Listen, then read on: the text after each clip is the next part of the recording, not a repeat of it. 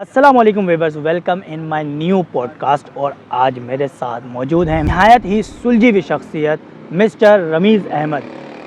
No, no, no, no.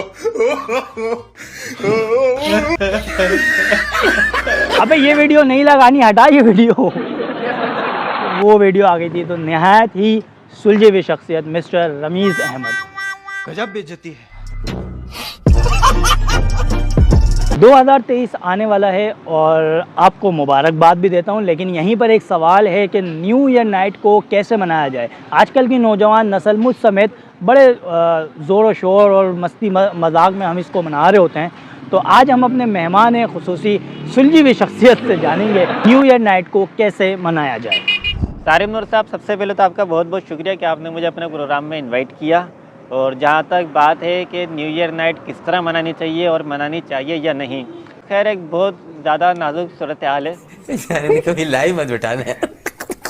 دیکھیں طارق نور صاحب، یہ ایک دینی مسئلہ بھی ہے، تو اس کے حوالے سے میں کچھ بولوں تو اس سے اچھا ہے کہ کیوں نہ ہم کسی ایک عالم دین سے جانیں کہ جو مفکر اسلام بھی ہوں اور عالم دین بھی ہوں اور عالم انسانیت کے لیے کام کرتے ہوں، عالم اسلام کے لیے کام کرتے ہوں، پوری دنیا میں ان کو جانا جاتا ہو، مذہبی رواداری کے لیے کام کرتے ہوں.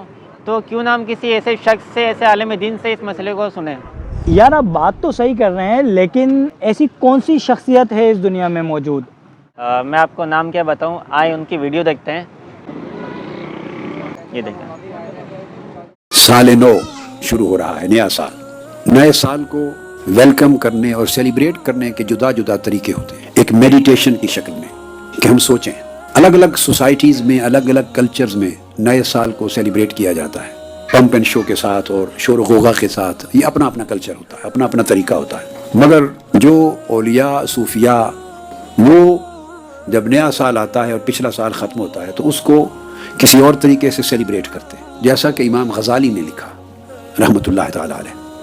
ان کی سوچ یوں ہوتی ہے کہ جب نیا سال آتا ہے تو یہ بڑی مسرت، فرحت اور شادمانی کا ایونٹ نہیں ہوتا، بلکہ حقیقت یہ ہوتی ہے کہ آپ کی عمر سے 1 سال کم ہو جاتا ہے. آپ خسارے میں چلے گئے ہیں. جوں جوں اگلے سال یعنی مدت اور زمانہ بڑھتا ہے، ہم خسارے میں جاتے ہیں.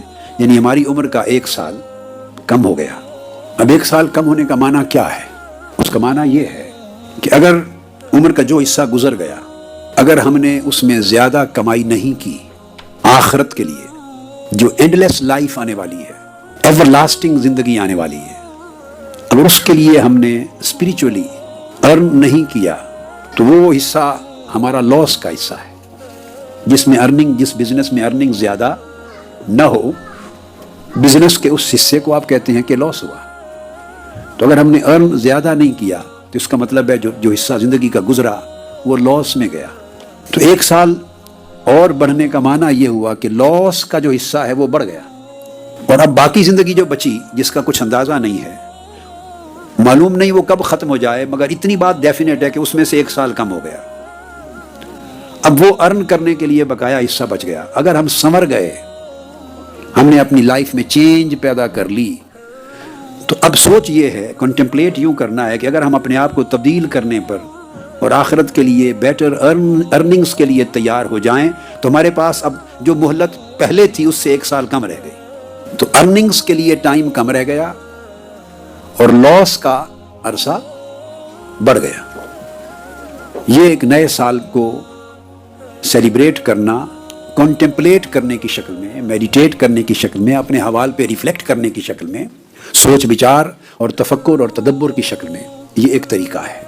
اولیاء کرام تو یوں کہا کرتے تھے کہ اگر 1 ساتھ بھی گزر جائے اور آپ اس میں ارن نہیں کر سکے تو وہ بھی ایک لاس ہے، کہ زندگی سے وہ ایک لمحہ نکل گیا. بہت شکریہ یار، آپ نے یہ تو بہت ہی زبردست جو ہے اور بہت ہی خوبصورت بات انہوں نے کہی ہے. تو ویورز، امید کرتا ہوں کہ آپ بھی جو ہے وہ اسی طرح جو ہے وہ نیو ایئر منائیں گے. اپنا خیال رکھیے گا، پھر ملیں گے نیو پوڈ کاسٹ میں. تب تک کے لیے دیجیے ہمیں اجازت. اللہ نے کے بعد اللہ حافظ. ویڈیو پسند آئی ہے تو لائک کے بٹن پر کلک کر دیں. چینل کو سبسکرائب نہیں کیا تو سبسکرائب کر دیں، اور اگر آپ فیس بک پر دیکھ رہے ہیں تو شیئر کر دیں. شکریہ.